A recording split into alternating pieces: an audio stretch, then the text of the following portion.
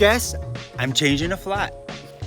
Well, pitter patter. So what you're gonna need to change a flat is a multi-tool, a hand pump, and or as a bonus, because the mosquitoes are pretty terrible this year, I'm gonna talk about CO2 inflators. Last but not least, of course, a tube. Well, let's get at her. Got my multi-tool. So first thing we're gonna do is I'm gonna take out that wheel. I've got a through axle, just unthread that. Bada bing. And boom. Put that wheel this side up. Always, always, always remember to lay the bike drive side up. Otherwise, your derailleur hanger could get bent and your shifting's gonna be off.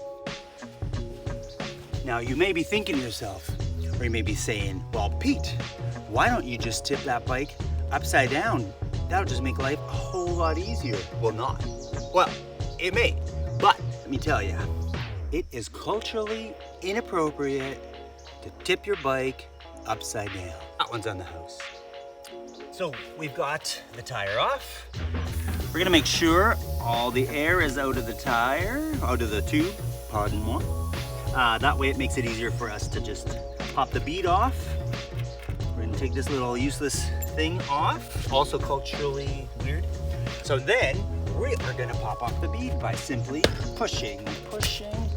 It is handy to have tire levers with you. And if you have a nicer tire, you actually don't need tire levers. You simply kind of grab it and look at that. Oh my gosh, so easy. And once we've got that done, we take our tube. Maybe you call it a tube. Take this little guy, these little caps, and this little nut. Now, this is gonna be a shocker, but most of us do not use these. It's kind of a weird cultural thing where we just, it's kind of pointless really, because if you need to change a tube, why do you wanna deal with that? You don't need the cap because one of the advantage of Presta valves is that it keeps the mud out. Do you see? There's no mud that can get in there. Anyway, so we're going to give the tube a little shape so that I don't risk pinch flatting it when I'm pumping it up. You could use your pump, or I just use my lungs. Voila. Interesting thing. The only tube I had at home was a 27.5, but my wheel is 29. Oh no. So you can actually fit a 27.5 into a 29 tire without much of a problem. I'll show you. Okay, let's find the valve hole. We'll put it in there like so, and then we'll just put it in. Oh, but Pete, it's too small. Uno momento. We're gonna try knead on the bead. Yeah, buddy. He's not working. But Pete.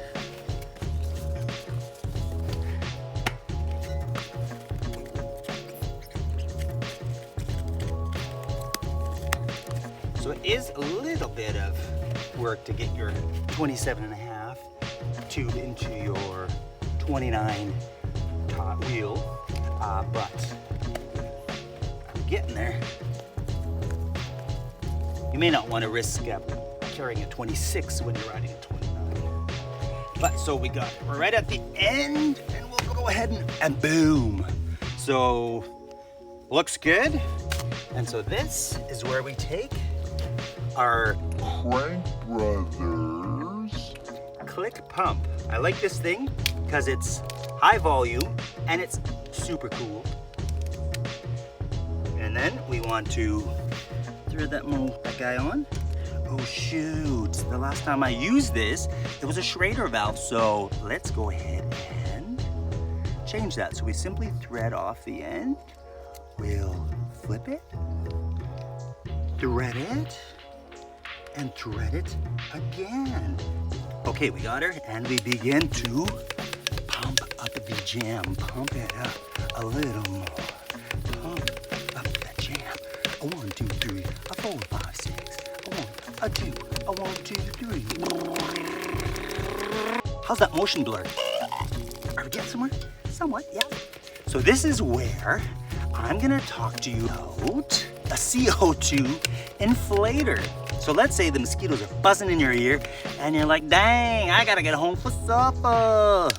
Let's go ahead and take that CO2 inflator that we used before. You know, that was a whole what was that, 30 seconds of pumping, and I'm so tired right now. So, CO2 inflator, we take that bugger over here. So we got about that much pressure, and here we go. 1, 2, 3.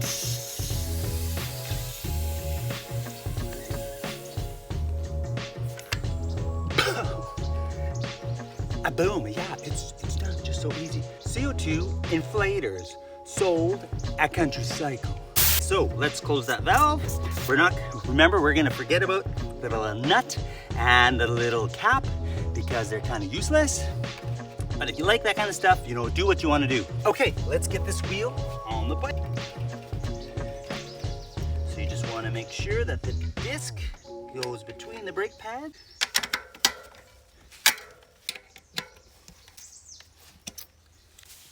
Voila, and that does it.